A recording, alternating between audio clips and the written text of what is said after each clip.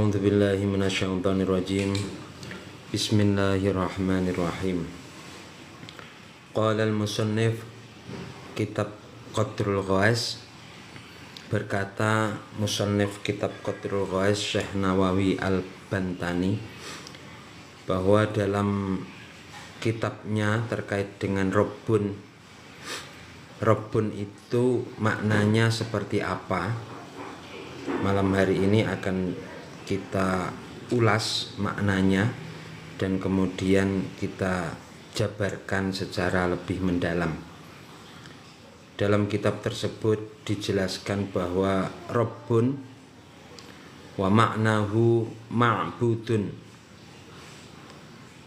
wa minhu qauluka Rabbunallah.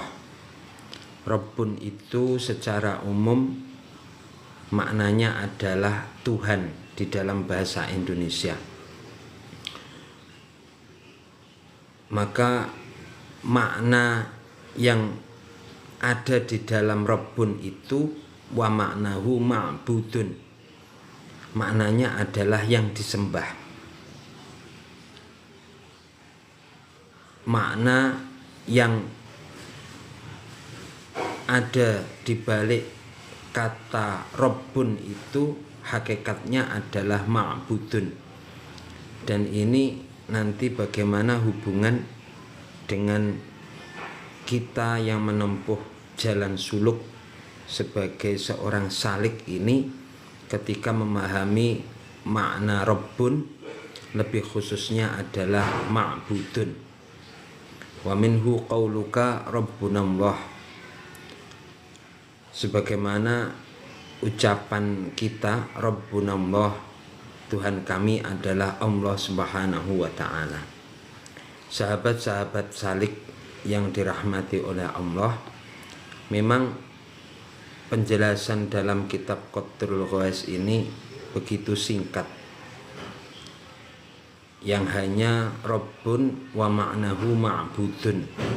Rabbun itu makna yang ada di dalamnya adalah ma'budun. Walaupun sangat singkat, namun ketika coba kita selami maknanya, ternyata maknanya itu begitu dalam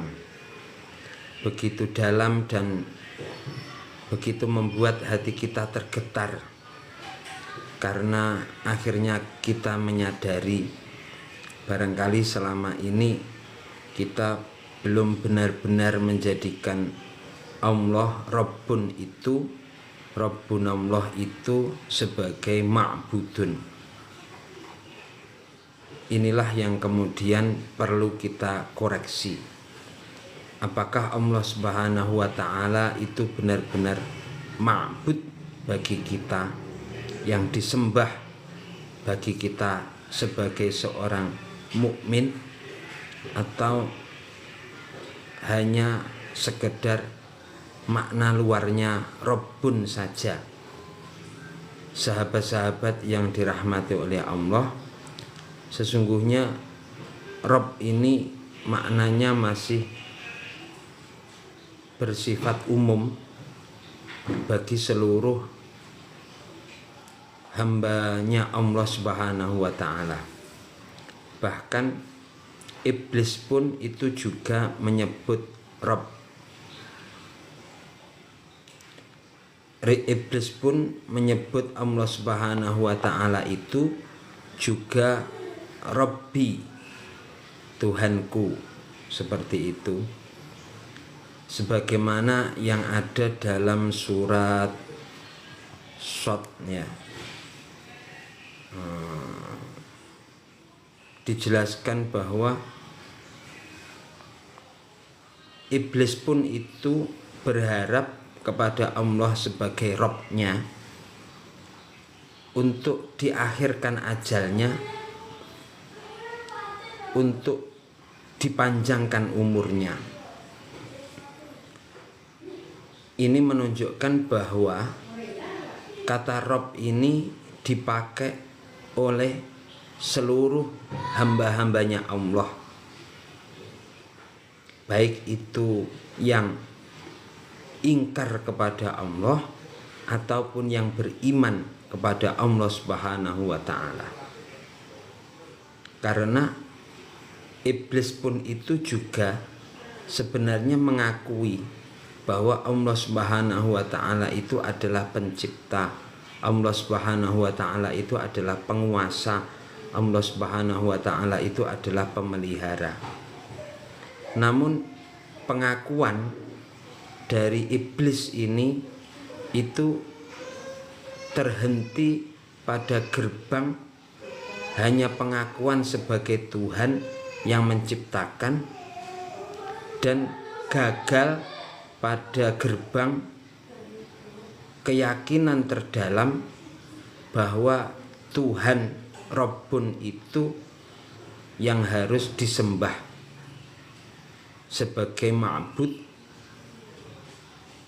Tidak sampai setan itu memiliki kesadaran seperti itu, sehingga pada akhirnya setan itu melakukan pengingkaran kepada Allah Subhanahu wa taala dalam hal menyembah Allah Subhanahu wa taala. Walaupun juga mengakui bahwa sesungguhnya Allah itu adalah pencipta, penguasa, pemelihara. Ini yang kemudian perlu kita renungkan. Kenapa? Karena bagi kita sebagai seorang mukmin, sebagai seorang salik, apakah kemudian kita sama seperti setan itu yang hanya mengakui bahwa Allah Subhanahu wa taala itu adalah pencipta, penguasa, pemelihara, ataukah kita lebih dalam lagi, yaitu bimakna ma'bud, yang benar-benar kita itu menundukkan diri di hadapan Allah, menyembah Allah Subhanahu wa taala. Sahabat-sahabatku yang dirahmati oleh Allah, sesungguhnya bagi orang-orang musyrik ataupun orang-orang modern atau orang-orang terdahulu, itu mereka juga tidak menolak adanya konsep Rob, bahwa alam semesta ini diciptakan, bahwa alam semesta ini tidak berdiri sendiri, namun terjadi karena ada yang menciptakan. Ada kekuatan tertinggi yang menciptakan kosmos alam semesta, yang menumbuhkan tanaman, yang memberikan rizki. Itu orang-orang terdahulu juga sudah mengakui adanya konsep Rob, Tuhan ini, tetapi tidak kemudian sampai mendalam. Rabbunallah, ma'bud, Robnya adalah Allah yang disembah. Tidak sampai dalam seperti itu. Inilah yang kemudian harus membedakan dengan kita sebagai seorang mukmin, seorang salik, seorang yang benar-benar berusaha untuk mentauhidkan Allah, untuk menyembah Allah yang tiada lain tujuannya hanya satu, yaitu Allah Subhanahu wa taala. Sahabat-sahabat salik yang dirahmati oleh Allah, sesungguhnya di dalam kehidupan umat manusia, berhala-berhala itu selalu berkeliaran di dalam kehidupan umat manusia, baik berhala yang secara nyata disembah sebagai berhala yang dipertuhankan berhala tersebut, ataupun berhala yang tidak nampak, yang pada hakikatnya sama saja walaupun tidak nampak, kita itu seakan-akan mengagungkan berhala-berhala yang tidak tampak itu. Apakah berhala-berhala itu, sahabat-sahabatku salik? Sesungguhnya bagi kita sebagai seorang salik yang menerjuni kehidupan spiritual dengan berusaha terus mendalaminya dengan begitu dalam ini, maka sesungguhnya ketahuilah, berhala-berhala masih sering tumbuh di dalam hati kita. Tidak di mana-mana, ya di dalam hati kita itu sendiri. Misalkan saat kecemasan terkait dengan rezeki esok hari, hingga kemudian melupakannya dan melupakan bahwa sesungguhnya Allah itu adalah Ar-Razzaq. Ini mau tidak mau ketika kita dalami, maka sesungguhnya kita itu seakan-akan telah menjadikan kecemasan kita itu sebagai ma'bud kita. Kita tunduk di dalam kecemasan tersebut. Yang seharusnya kita tunduk, ma'budnya adalah Allah Subhanahu wa ta'ala, dan seharusnya kita benar-benar yakin 100% tanpa ada sedikit pun keraguan bahwa Allah Subhanahu wa ta'ala itu adalah Ar-Razzaq, yang maha pemberi rizki, yang mengatur rizki, yang telah menetapkan rizki, yang kemudian menakdirkan rizki dengan begitu presisi sempurna kepada kita. Ini seharusnya kita benar-benar percaya kepada Allah Subhanahu wa ta'ala 100% tanpa ada kecemasan sedikit pun. Namun ketika kemudian kecemasan-kecemasan muncul, seperti bagaimana nasib saya nanti, bagaimana masa depan saya nanti, bagaimana pekerjaan saya nanti, kecemasan-kecemasan yang kemudian terus menari-nari di dalam hati kita hingga membuat kita itu takut menghadapi masa depan, takut dengan rizki kita bisa makan atau tidak, bisa sejahtera atau tidak, bisa melanjutkan hidup atau tidak. Sesungguhnya kita itu seakan-akan telah menjadikan kecemasan kita terhadap rizki itu sebagai ma'bud kita, sebagai yang disembah. Inilah yang perlu kita koreksi di dalam diri kita. Dalam hal yang lain juga seperti itu. Kita masih menjadikan ma'bud hal-hal yang lain selain Allah Subhanahu wa ta'ala. Misalkan saat kita itu beramal, lalu di dalam hati kita itu berbunga-bunga karena pujian seseorang,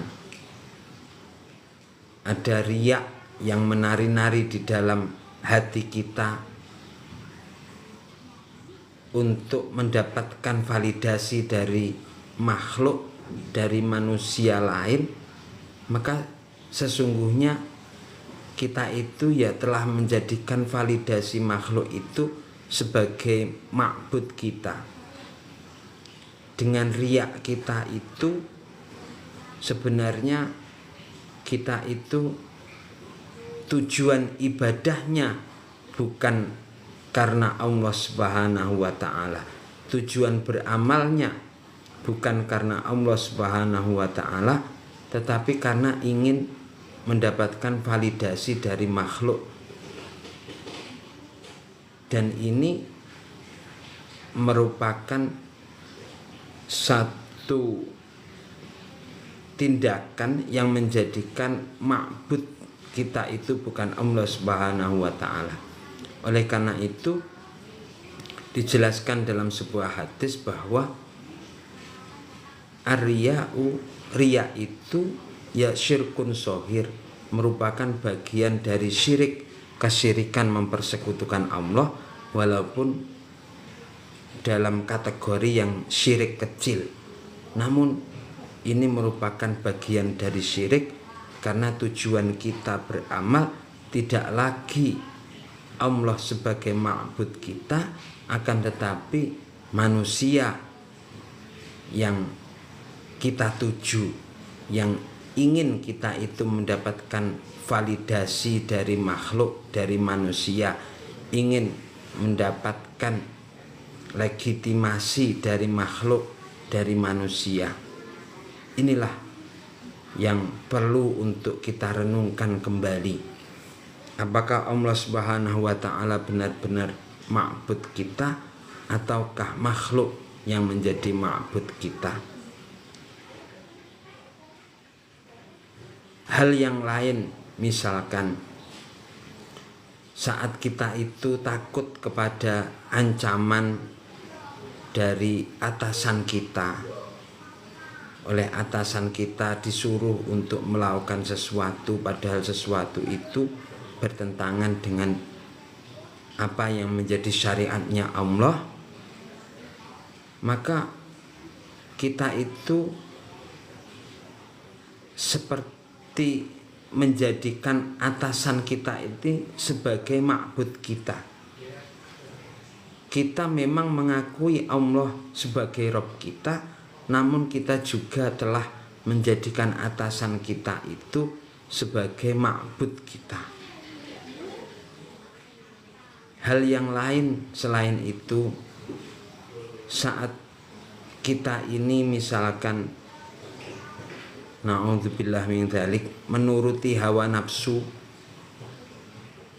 padahal kita juga sudah tahu bahwa Allah itu melarangnya, melarang kita untuk menuruti hawa nafsu tersebut, maka sesungguhnya kita itu ya dalam satu sisi mengakui bahwa Allah itu sebagai Rabb kita, namun di sisi yang lain juga telah menjadikan hawa nafsu kita itu sebagai ma'bud kita, sebagai tujuan kita. Inilah yang dinamakan berhala-berhala yang ada di dalam diri kita, yang ada di dalam hati kita. Masih begitu banyak berhala-berhala yang ada di dalam diri kita. Lihatlah betapa penuh sesaknya singgasana hati kita ini, ya Allah. Inilah yang merupakan bagian dari syirik yang halus. Syirik yang kita itu tidak menyembah patung berupa batu, namun kita itu seakan-akan menjadikan ma'bud, menjadikan tempat sesembahan segala sesuatu yang terkait dengan makhluk yang menari-nari dan terukir di dalam hati kita ini. Inilah yang kemudian perlu untuk kita renungkan kembali. Apakah kita memang benar-benar telah menjadikan Allah Subhanahu wa taala itu sebagai sesembahan kita, ma'bud kita yang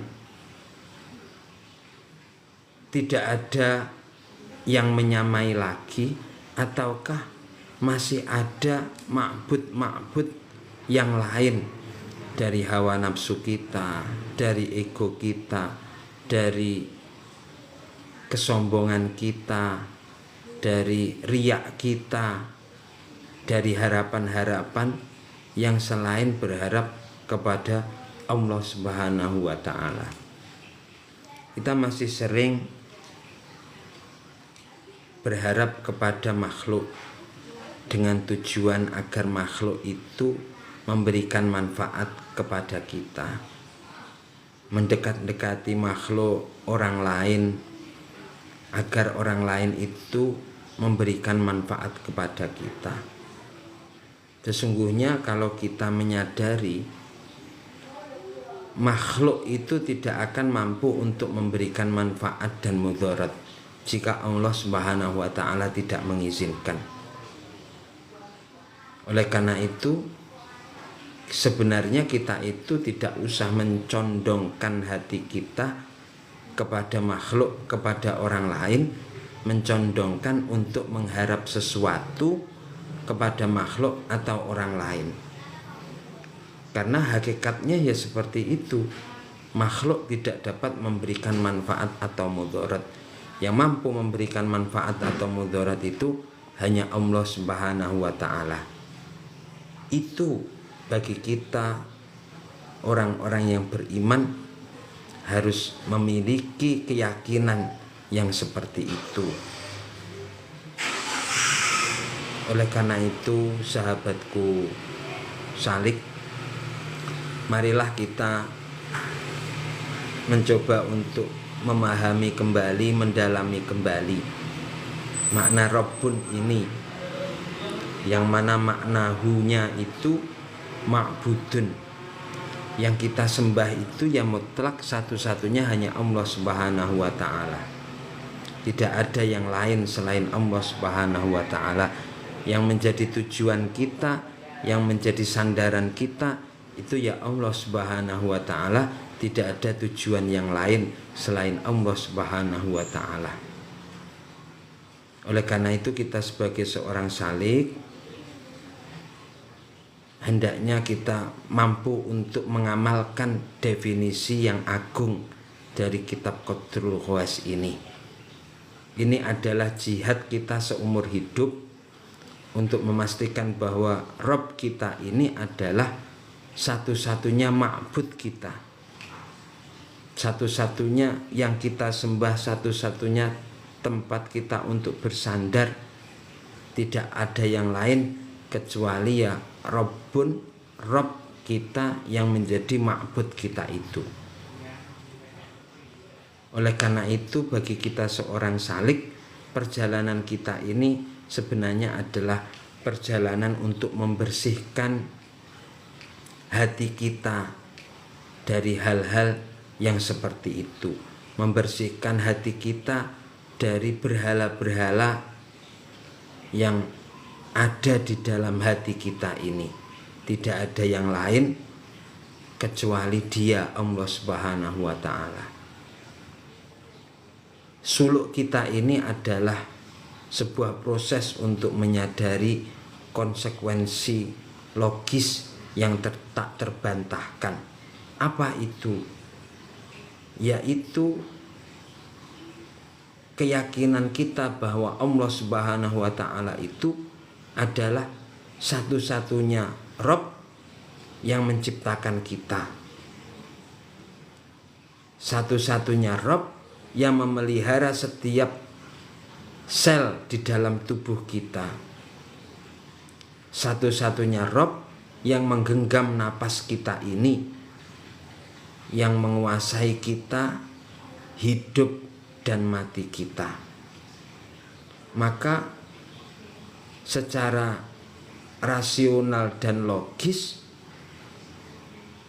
akhirnya kita benar-benar menjadikan Dia, Allah Subhanahu wa ta'ala, sebagai ma'bud kita. Tidak ada pilihan lain. Tidak ada pilihan lain karena kesadaran kita bahwa Allah Subhanahu wa ta'ala itu tadi adalah yang menciptakan kita, menjaga kita, dan kita nanti akan kembali kepada Allah Subhanahu wa ta'ala. Inilah yang perlu kita tanamkan di dalam hati kita, sahabat-sahabatku semua. Dan selanjutnya di dalam kitab Qadrul Khawas ini dilanjutkan, wa minhu qauluka Rabbunallah, Tuhanku adalah Allah Subhanahu wa ta'ala. Sahabat-sahabat salik rahimakumullah, saat kita itu mengucapkan Rabbunallah, Tuhanku adalah Allah Subhanahu wa ta'ala, ini sebenarnya bukanlah merupakan sebuah pernyataan biasa, pernyataan yang memiliki makna biasa. Tuhanku ya Allah Subhanahu wa ta'ala. Sesungguhnya kita harus benar-benar meyakini sampai di dalam hati kita bahwa dengan ucapan Rabbunallah itu tadi, kita itu benar-benar harus meyakini seyakin-yakinnya bahwa Engkaulah Rabb, ya Allah, yang memilikiku, maka hanya kepada Engkaulah ya Allah aku menyembah, dan hanya kepadamu ya Allah aku tertuju. Engkaulah ya Allah yang menjadikan sumber hidupku, maka hanya kepadamu ya Allah Engkau adalah ma'budku dan yang akan menjadi tujuan akhir di dalam hidupku. Maka ucapan Rabbunallah ini adalah hakikat dari pedang tauhid kita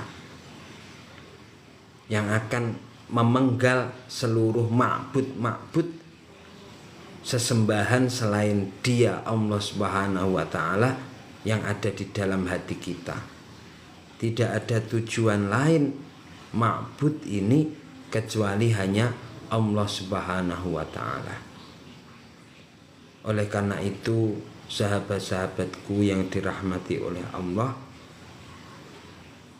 ketika kita ini telah menjadikan ma'bud kita ini Allah Subhanahu wa ta'ala saja,